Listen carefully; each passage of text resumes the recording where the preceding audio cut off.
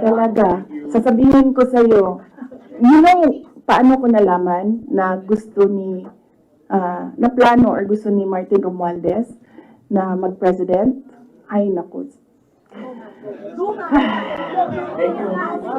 Halaga. Sasabihin ko sa'yo. And this is personal knowledge. Kasi narinig ko talaga. I was there. So, kaya alam ko sa simula pa lang, nung narinig ko yun, okay. Wala lang din sa akin yon. Kasi lahat naman pwedeng tumakbong presidente. Diba? Ang hindi ko lang in-expect, yung gagamitin mo yung buong gobyerno para sirain yung isang tao. Yan din.